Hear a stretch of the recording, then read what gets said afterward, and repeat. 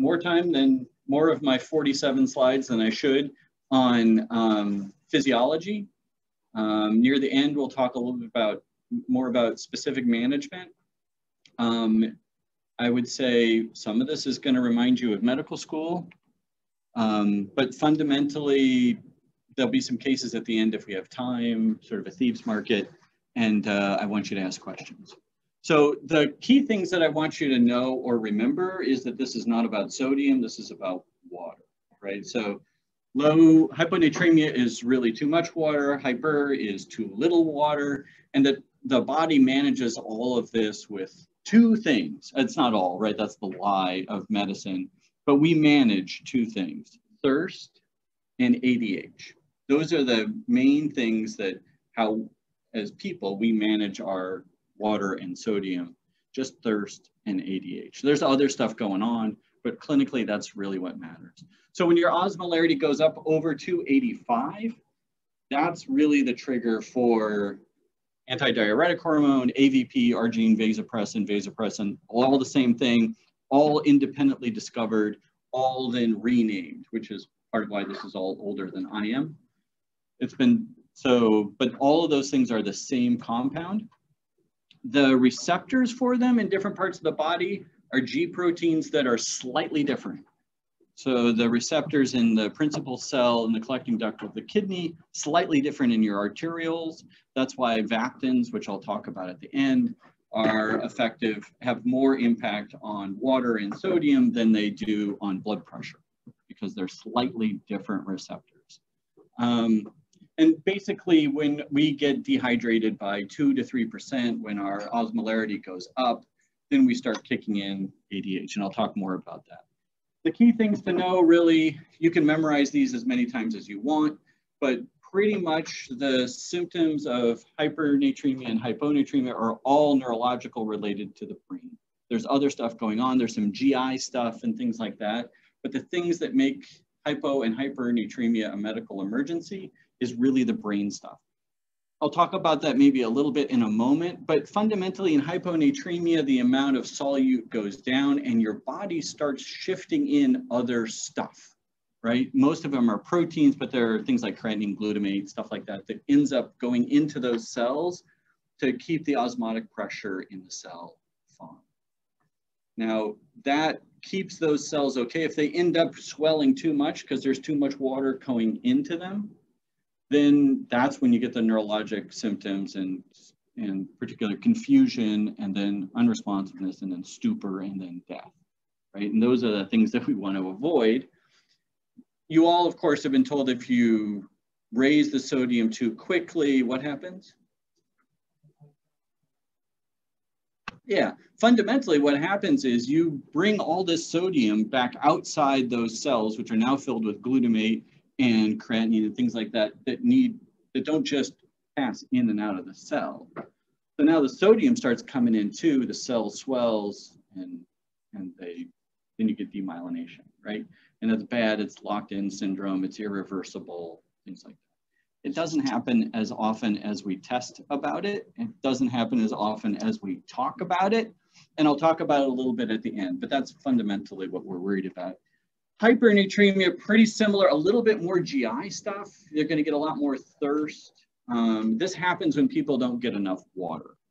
So if you take somebody who is being actively dehydrated, so a little old person with a high glucose, that is the most common time internists see hypernatremia, are people with glucosuria, right? You've got a glucose of 400, 600, 800, and you're just pulling water out of these people. They're just peeing it away. As long as they can get to the water fountain, they can keep up. As long as they can just keep drinking. But when they start to get sick, if they have a UTI and they can't quite get there, that's when they start to truly dehydrate. And that's when their sodium starts to go up.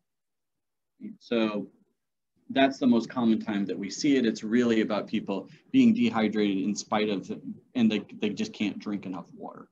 So they'll get thirst, they'll have polyuria, things like that. And in kids, there are a whole group of other problems that we don't have to worry about.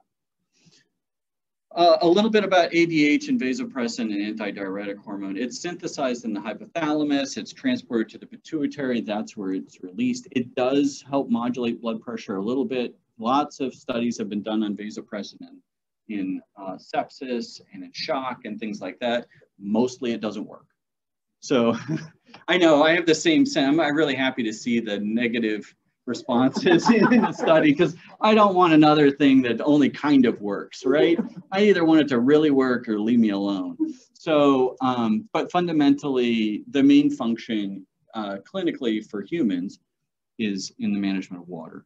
So there are some triggers. So antidiuretic hormone will trigger at 285, as I already said, but that trigger gets moved depending on how much volume you have. So if you have low volume, it takes less increase in plasma osmolarity for it to trigger. If you have lots of volume, it takes more. It's mostly linear, and it's astonishing what it can do, right? Because you can take your urine osmolarity from about 100 milliosmoles to 1200. There are very few things in the body that have that kind of incredible change. So the body is really highly responsive to ADH. There is a particular disorder, psychogenic polydipsia, which is really a disturbance of ADH and thirst. And I just talk about this because it's physiologically kind of interesting. What should happen for most of us is your osmolarity goes up, you start stimulating ADH, and your body starts retaining water. And then as you get shorter and shorter on it, then you get thirsty, as I am now, but I'm thirsty for a different reason, right? And then you start drinking. And behaviorally, it's incredibly powerful to have an animal drink. You can put a huge amount of water into somebody. Now, in psychogenic polydipsia, it gets flipped around. We don't quite understand why. There are a group of depression and psychosis and things like that, where whatever's happening in the brain, they get to thirst before they get to ADH. And that means they just start drinking. And thirst is so powerful that they can keep their osmolarity under control just by drinking, and they never get to the ADH, which will concentrate their urine. So the reason they end up with this incredibly low solute existence is because they're incredibly thirsty. And you can try to do things to try to fix that by having them, give them lozenges and things like that to try to decrease the thirst. But it's actually remarkably difficult to try to fix. It's even a little hard sometimes. I missed it once in an outpatient setting. I didn't quite realize what was going on. My patient who kept drinking Diet Coke, I thought she had mental issues. I thought there was something else going on, and then all of a sudden her sodium was incredibly low. You can't see this, but this is older than dirt in the medical world. This is the classic sense of how people tend to think about sodium. And the first thing that you think about is osmolarity. And traditionally, there are all of these come in threes, but there's isoosmotic, which is mostly actually lab error. So you put extra protein in people, you put extra lipids, and the lab machines get screwy and you get a bad result. Then there's hyperosmotic hyponatremia. Those are things when we give people stuff, mannitol and things like that. They're trying to bring down their intracranial pressure. And then the one that we spend almost all of our time on is hypoosmotic hyponatremia. And it has three flavors also. It has low volume, euvolemic, and hypervolemic. And it's reasonably easy to manage as long as you try to keep those groups straight, because they have their own differential in each one. And the differential for each of those, in my head, you can do it with urine osmolarity, you can do it lots of ways. But for me, the easiest has always been urine sodium, because there's only one thing you have to get, and it's either good or it's bad. So, and the whole reason you look at urine sodium is, are the kidneys working? Are they properly, and what would we want? If your sodium is low, what should the kidneys be doing? Yeah, they should be hanging on to the sodium or excreting water, either one of the two. So in a normal kidney, the urine sodium should be low, and usually 10 is about the threshold. So the whole differential is really kidneys working or not working, right? So in people who have low volume, if their kidneys are working, then it's GI stuff. It's things like vomiting and diarrhea and sweating and things like that, with an interesting caveat I'll talk about later. In renal loss, then it's diuretics and glucose and renal failure. In the isovolemic hyponatremia or hypoosmolar hyponatremia, which is where internists and nephrologists make their money. Nobody makes money. There, on one side, on the kidneys are working side, is psychogenic polydipsia. On the other side, there is stuff like SIADH, renal failure, adrenal insufficiency, hypothyroidism. Some of these we still don't understand. Nobody knows why hypothyroidism causes hyponatremia. We'll talk about a little bit why adrenal insufficiency causes. And then on the hypervolemic side, the kidneys working side is actually things like cirrhosis and CHF, and the non-working side is kidney failure. So, and then happily in each one, there's really one core area of treatment. In the people who have no volume, you give them saline. In everybody else, you water restrict them. And that doesn't always work, and we'll talk at the end about what you can do when it's not working and what water restriction means. But fundamentally, this is the core dogma of dealing with low sodium. And this is the cartoon that we're going to go through. This is how your body tries to manage it. And we're going to start in this central piece right here. Then we'll move over to what's happening in the glomerulus and macula densa, and then we'll talk about that. This is maybe more physiology than you particularly need, but yeah, but it's a little interesting sometimes. Rather than pointing, sure enough, it's not like I haven't spent 16 months on Zoom. So some of the key triggers, right, are low volume and low blood pressure, and those are the things that your body needs to fix. Your pituitary senses that. There are stretch receptors there, and there are a couple of things that happen. Through the osmotic sensors, you get thirst, you drink water, you fix your blood pressure. The other way is the pituitary ends up releasing ADH, and that leads you to retain water, retain sodium, and that also brings up your sodium and your blood pressure. At the other end of the scale, you produce aldosterone through the renin system. That leads you to retain sodium at the expense of potassium, and that will help prop up your blood pressure as well. In the kidney, and remember, so I just talked about this right here, and now we're going to talk about this section over here. The glomerulus, you all have heard of the afferent and efferent arteriole. This is the distal convoluted tubule. The little cells over here are the macula densa, which business happens. And then they have sodium and chloride sensors. They also have stretch receptors, and that leads to the production of renin. Renin then turns to angiotensin 1, which is converted to angiotensin 2, which has a receptor on the adrenals, which leads to aldosterone. Right? Those are basically the two systems that your body, the brain and the adrenals, are the two main stimuli for trying to get stuff done. In the kidney, the AVP does two things. There's a little bit in the ascending loop of Henle, right here, where it pulls sodium out, and that's going to leave water in.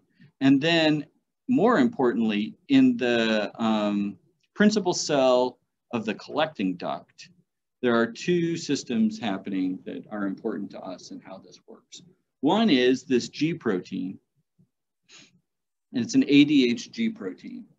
And that G protein then, as all G proteins do, leads to CAMP, right? Which then leads, in this case, to aquaporin 2 usually, being moved over and joining in the luminal membrane of the cell. When the CAMP goes away, that actually gets pulled back out. It's incredibly fast too, just moments from when ADH is released in the brain, it gets there and boom, it starts to work. The other part of the system is the aldosterone I was talking about. It comes down, there's an aldosterone receptor at the principal cell. That is where spirulactone works. It leads to changes to the stimulus of a sodium-potassium exchange in the lumen. It pulls sodium in, and then sodium and potassium get exchanged 3-2 at the capillary lumen, which is over here, the peritubular capillary lumen of the principal cell.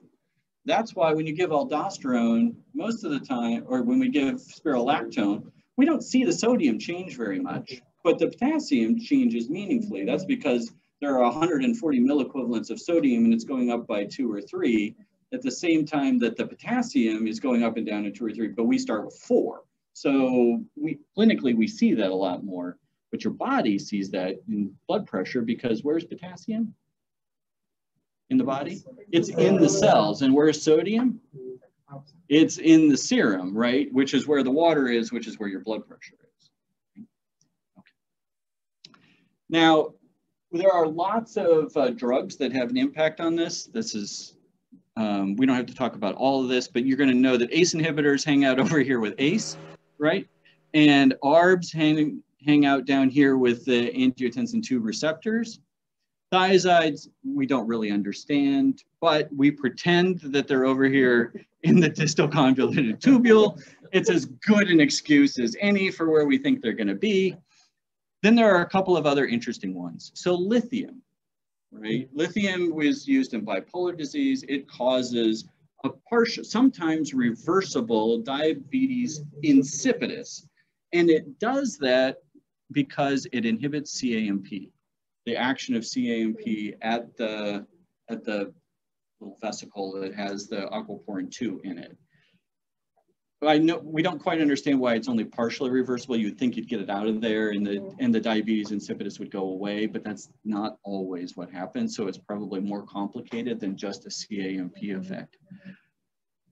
The vaptins, like tolvaptan, they act at one of the subunits of the G protein. And I told you before that there are a couple of different G protein receptors for ADH, some in the arterioles and some in the principal cell. Tolvaptan actually has some overlap in both, but generally the vaptins are fairly specific for the G protein in the principal cell. And then you guys know about spirulactone and its action at, or aldactone and its action to block the receptor for aldosterone in the principal cell. And then we have a group of classic conditions. You've seen these. So they're in green. They're going to be a little hard to see. So let's see if I can make them a little bigger. So psychogenic polydipsia happens up here in thirst, right? There's a really interesting condition called exercise-associated hyponatremia. It also happens sort of up here in this, the part of the brain that's telling you to drink water, but there is inappropriate ADH. These are people, they're usually marathoners or other huge endurance events. So traditionally, we've thought about the hyponatremia that those folks get as in that hypovolemic hyponatremia. But in truth, if you weigh them, they're not hypovolemic. They've actually hung on to their water inappropriately. And so it's the mechanism by which that happens is not quite clear, but if you ever work endurance races or you happen to get people who are coming in off of those, the key thing to do is to weigh them. Because if they should know their starting weight, because now that they've killed a few people, so this is actually one of the things they pay attention to. If they haven't lost weight during the race and their sodium is low, this is not a low volume status issue. This is an inappropriate ADH issue. So it's kind of an interesting thing that they didn't really know about too much before then. CHF, cirrhosis, and nephrosis, all of which are in the hypervolemic camp, they all cause more ADH than they should. And that's why this persists, right? They have more ADH, and that's a part of why fluid restriction helps. So we've done those. Now we're going to come over here to what's actually happening with ADH. And there are, as usual, three sort of versions of that. One is too much ADH, which is the syndrome of inappropriate ADH. When do those, what are some examples of who gets that? Carcinoid tumor, and that is an actual, it's being produced somewhere else, right? That's that one. What else?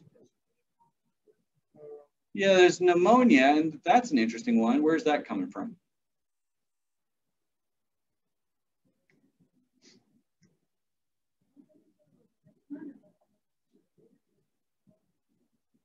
There is a stimulation somehow in the lungs. So many lung conditions actually will lead to inappropriate ADH, which is what.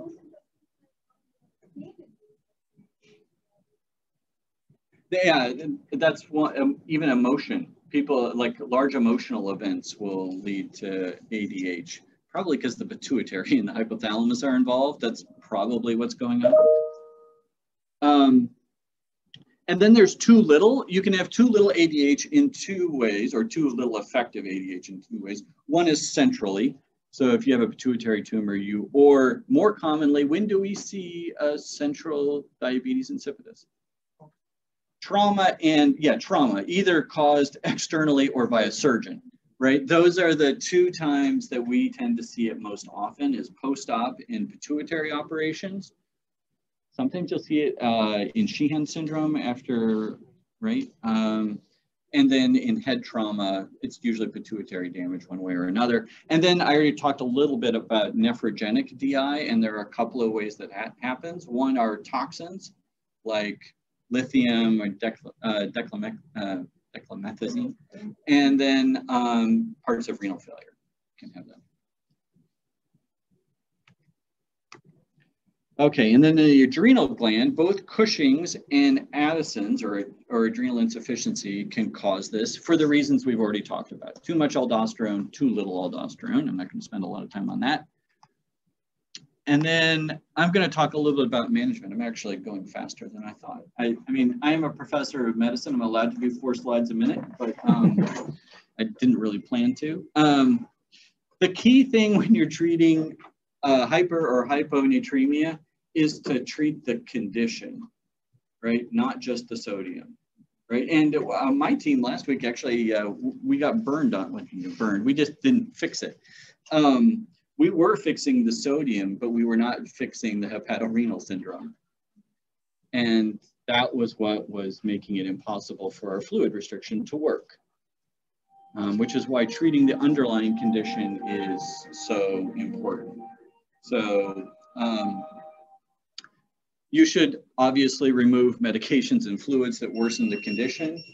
The classic problem is people who are getting antibiotics that require, for one reason or another, a lot of volume, and that they're given in D5 rather than normal saline.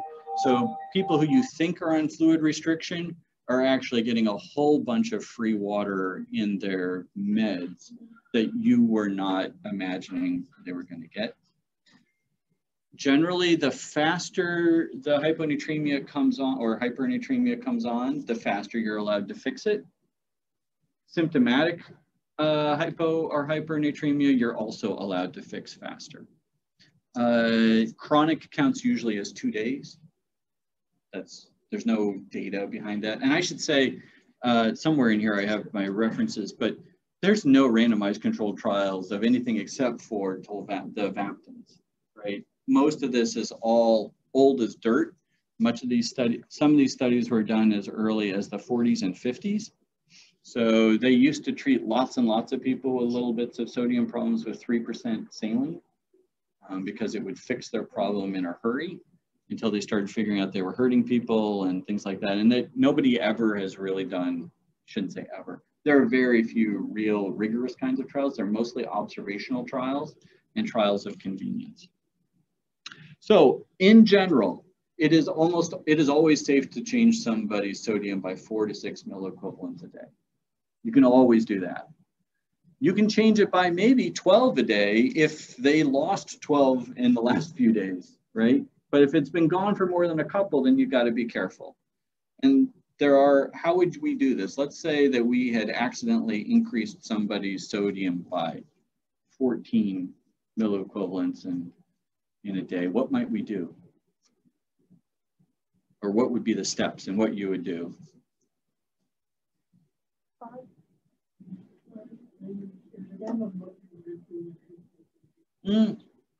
You would stop that, right? Whatever you were doing. That's actually the first thing to do, is to stop whatever it was you were doing that made it go up. So the one that the most common are the Vaptins. If you're giving those, you have to first stop those, right? If you're just doing fluid restriction and it's going up too quickly, and the classic time that happens is actually when you're also fixing somebody's sodium, right? When you're doing both of those together, you can crank somebody's sodium up in a hurry. You just give them free water, right? Just give them a little, you can switch over from normal saline to 1/2 normal, or you can just give them a little bit of D5, but that's fundamentally what you try to do. Often you just try to get partway in a few days. If you really get in trouble and you think that something bad has happened, the only real stuff that we do is try to get their sodium back where it's supposed to be, and you can use dexamethasone. But there, once again, no real trials. It's just gee, maybe it works. You can use Vaptins in the two groups on the right, the euvolemic and the hypervolemic hyponatremia. It, of course, would make no sense to give it in people who need normal saline, right? Those people need normal saline. They have reduced effectiveness when your kidneys don't work, which makes good sense because we're depending on the kidneys to work. There is an IV version, Convaptin. You give that 20 milligrams a day. You can increase it. You can double it if it doesn't work. It's only IV. You can only give it for 4 days because of its liver toxicity and how it's metabolized. But fundamentally, it should give you 8 to 12 in a day. Tolvaptan is oral, so we use that sometimes in chronic cases. So this would be people with SIDH who have a secreting tumor, or they've got some other reason that we in the long term can't fix it. Usually you wouldn't use it above 125, right, unless you were in trouble. And once again, there's some concern for liver injury. There are 2 trials about tolvaptan that's what it was used to get it approved in this country. They didn't have any cases of demyelination syndrome during those. So interestingly, people got a little bit better mentally. I'm never quite sure whether or not to trust those parts of a trial, right? Because they're so subjective and people know they're in a trial and blah, blah, blah. And these have some side effects. There's some thirst and things like that. So they might figure out that they were on the drug and feel like, oh, I'm doing better. But it's probably the case that we diagnose symptomatic hyponatremia. Fluid restriction, it's all fluids, right? It's coffee, it's soda, it's all of them. Free water is what we really care about, but you have to restrict all of them. Usually you should use the 24-hour urine output to guide you, and you just go 500 mils below that. You have to know the 24-hour urine. If somebody comes into the ED, you don't know, you just guess. But usually you would just aim for 500 mils lower than what they're putting out. Don't do fluid restriction and Vaptins at the same time. They're going to need access to fluid. It's not likely to work in people who have really high osmolarity. It's not going to work. I had never actually found this formula before until I was looking at this article.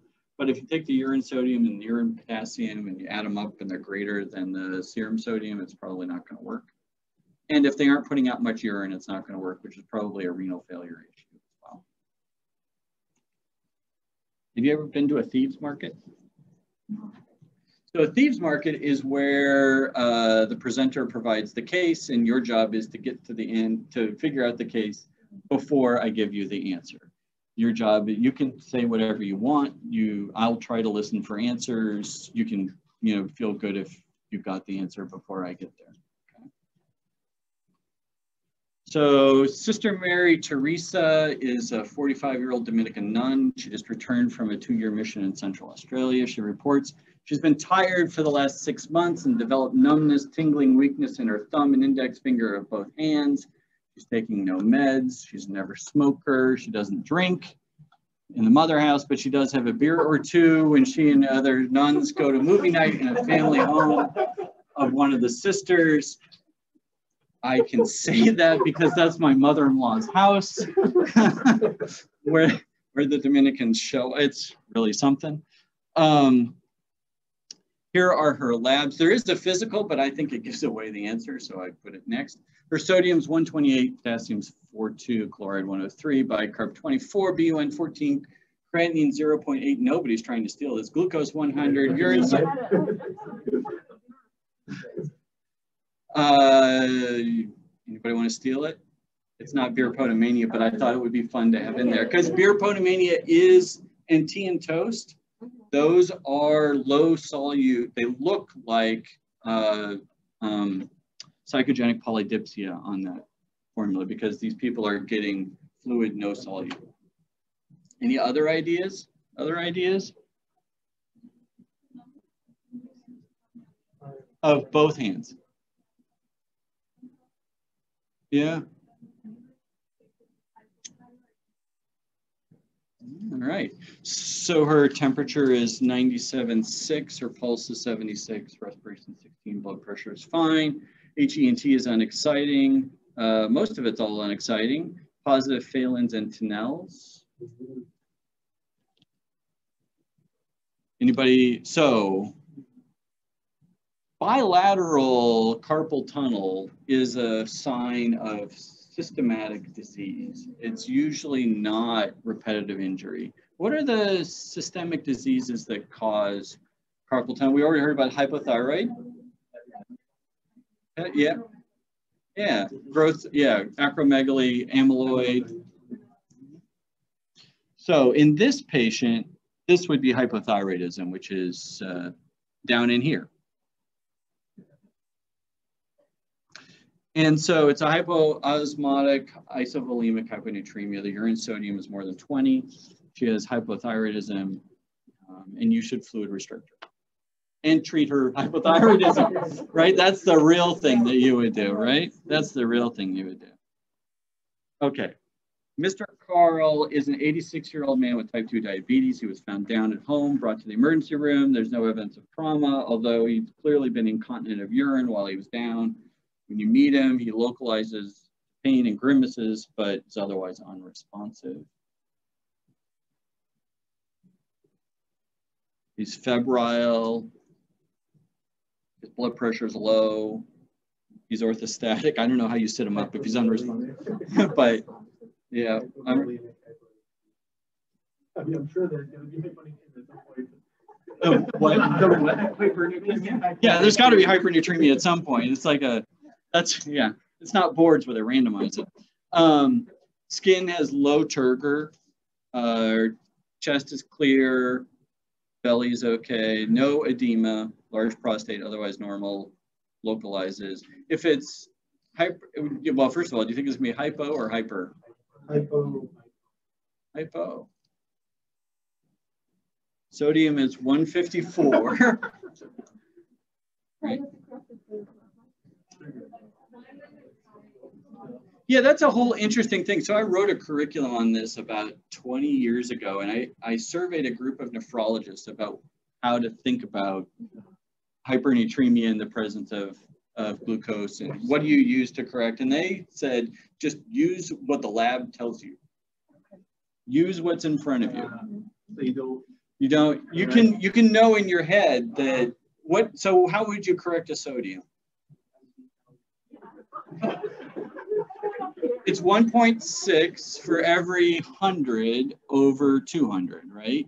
So there are 6, it'd be 6 times 1.2. Do I have that right? Whatever you want. Probably it could be 100, that's fine. What? It's not going to change a lot.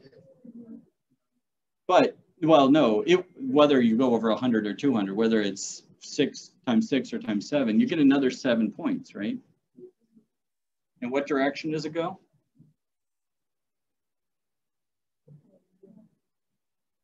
What? How do you adjust it? You adjust it up, right? So this person, when you correct it, actually, when you 160 something, right? So this person is horribly dehydrated, right? This is ridiculously dehydrated. How would you decide how much fluid this person, fluid, not water, how much fluid does this person need?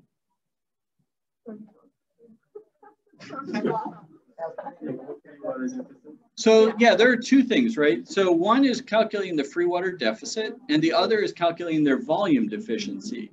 The volume deficiency is like 10 or 15%, right? And you wouldn't correct that all now, but this person weighs 100 kilos. I must have done that to make it easy, right? So they're 10 or 15 liters down, right? Well, that's not true. What's their volume? What would be their volume?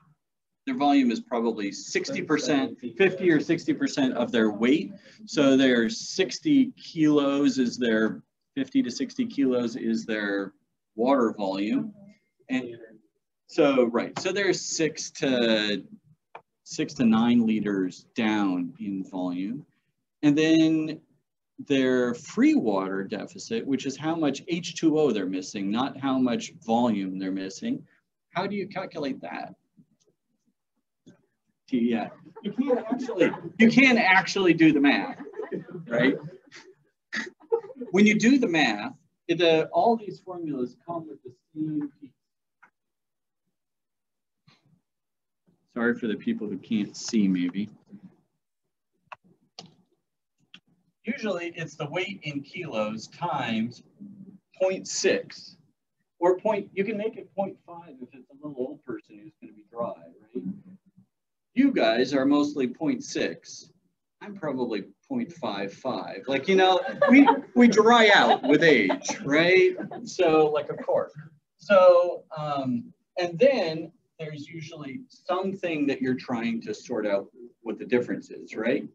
And in this case, it's going to be sodium, the observed sodium, which is 154 minus the normal, all over the normal, which is the ratio by which the sodium is out of skew, right? And then it's that times the amount of fluid in their body, right? So that ratio is going to give you how much free water you need to give them. And usually you give them half the free water the first day, and then the other half over the next week, right? Because you don't want to shift stuff.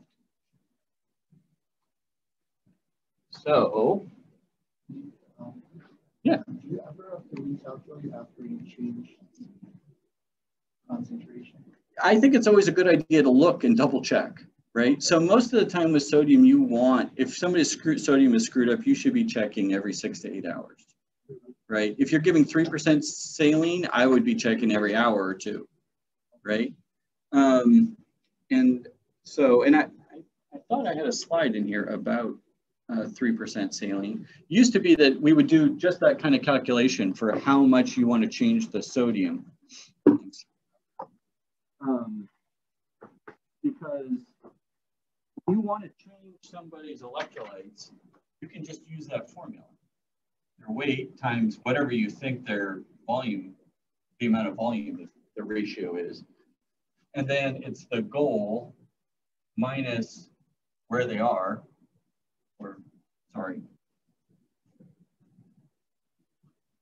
where they are minus the goal over the goal. That ratio will tell you how much of whatever it is you want to do.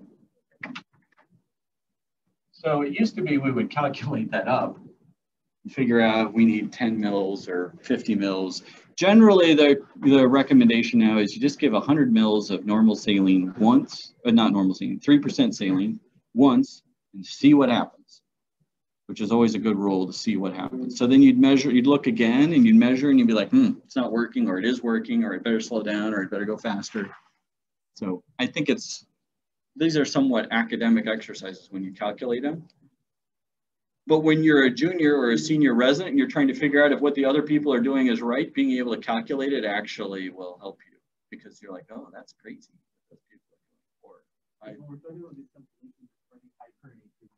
Yeah. That's a really good point. So when you give 3% saline, that is for usually symptomatic hyponatremia or hyponatremia below 120. And you want to get it up out of that dangerous below 120 range. Usually nothing bad happens to people above 120. Should have said that earlier.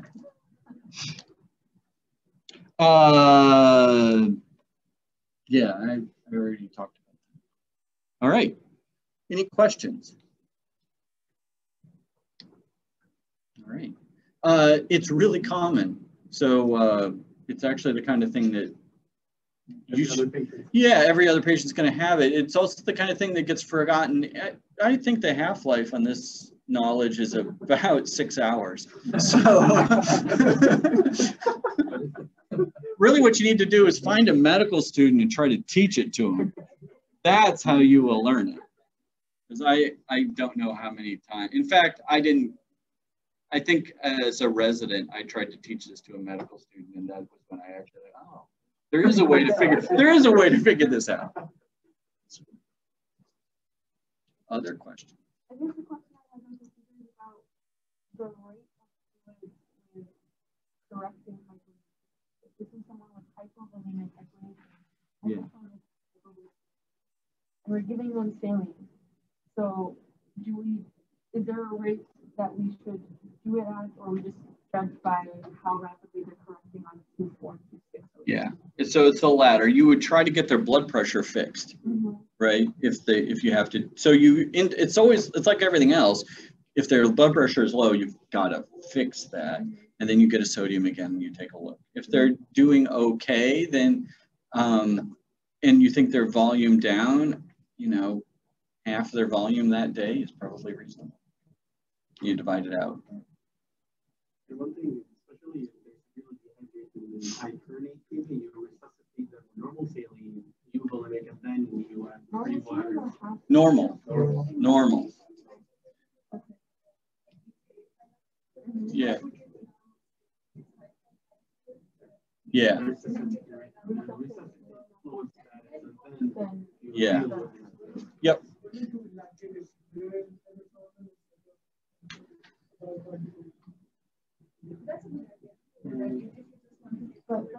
Well, yeah, I mean, so how many mil equivalents in normal saline?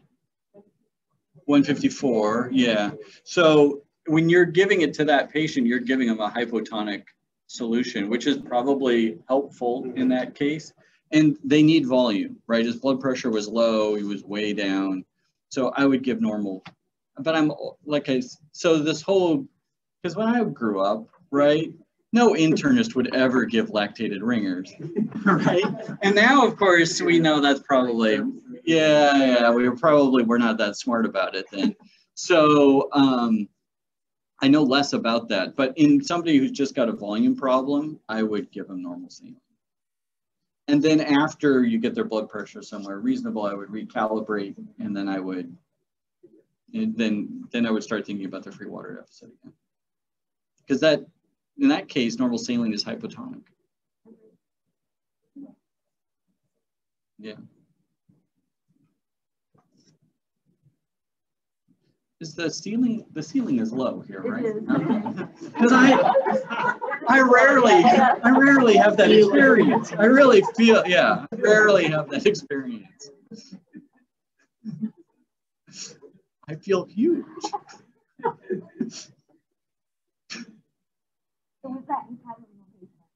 Yeah, they gave albumin. They gave an albumin. We tried albumin, but we didn't do it right. They gave albumin for a long, like 2 days, over the whole day.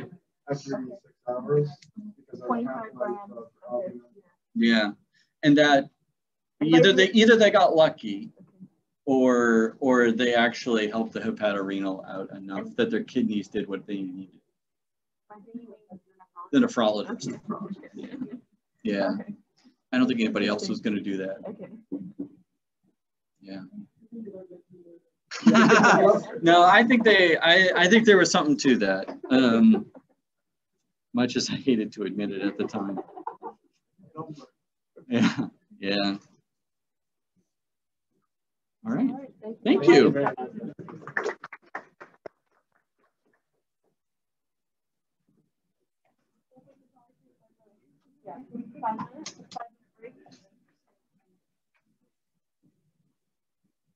You have some people in other rooms. If we're doing both now, Hybrid. like Zoom and in person. Yeah. Although I don't know for how long we're going to be. I know. But it seems like my speaker's working with us now. With the spot? Yeah. Yeah.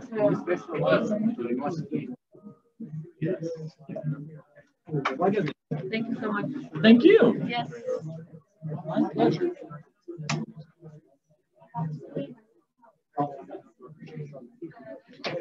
We're taking a 5-minute break, and then Majid will present. Why is it black and white?